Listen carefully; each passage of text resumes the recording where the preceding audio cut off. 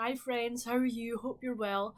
I'm here today to do a review of Autumn Leaves at Grange by Jenny Kane. I was sent this very kindly by Netgalley, Jenny and the publishers Aria and Aries for a review. So it's an e-arc copy. Today is actually its publication date, so happy publication date of the 10th of September. There are four main characters in this book. There is Sam and Tina, and there's Sean and Thea. There are side characters, I'll get to them in a wee while. But Sam owns Grange, and he is going to be in partnership with Tina, and they're going to run Grange as a halfway house for injured armed personnel who are transitioning from, say, a hospital or whatever to the outside world.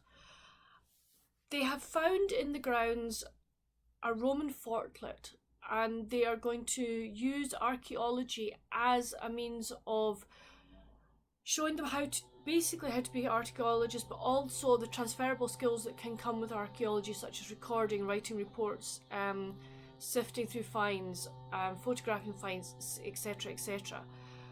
Sean owns or runs a TV show about archaeology, and at the time of the main part of this book, he is on another dig, and things are going slightly awry at that dig due to somebody who wanted that dig very, very badly.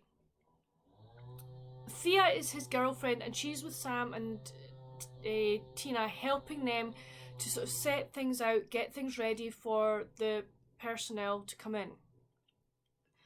She's beginning to get a bit worried about Sean because things are taking longer than they should, things are going awry, but she's sort of coping with it fairly well.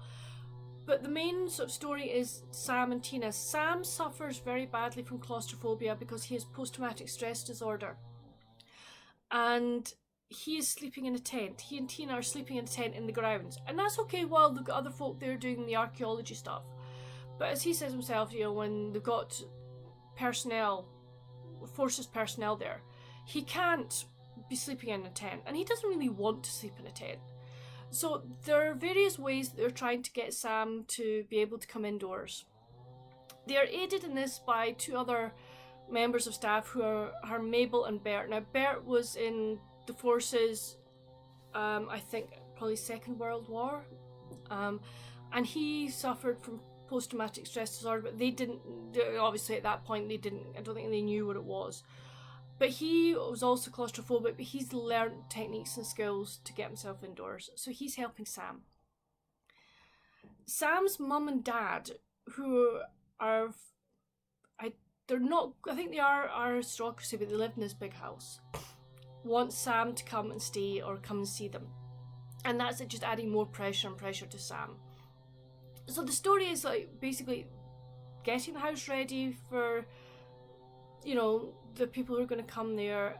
Sam dealing with claustrophobia. Tina trying to help him, but maybe not quite understanding what he's going through.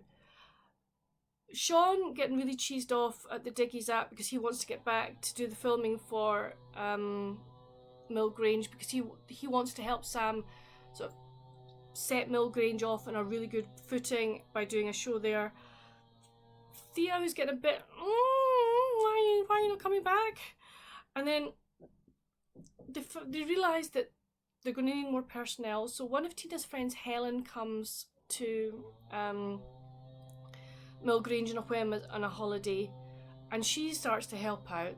And then they also hire a new person called Tom on a small contract to do more archaeology stuff. He brings his young son Dylan for a visit, and that is just brilliant. That, for me, actually made virtually the whole book, because Dylan is just such a wee sweetheart. He is just like, oh, I loved him.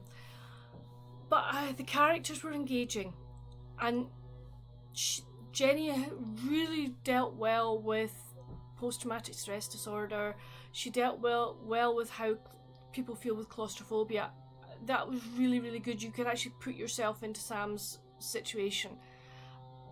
You could also put yourself into all the other character situations where they're getting cheesed off, or they're like, oh, getting uptight, or like, what do I do? How do I help them? You know, that you could get into their mindset. And I have to say, I did really enjoy it. I gave it a 3.5 to 4 out of 5.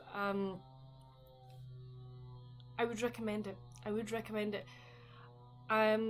So yes, if it's something that you think you'll enjoy, as say archaeology and people dealing with real life situations, if that's what you think you'll enjoy, I would say yes, go pick this book up.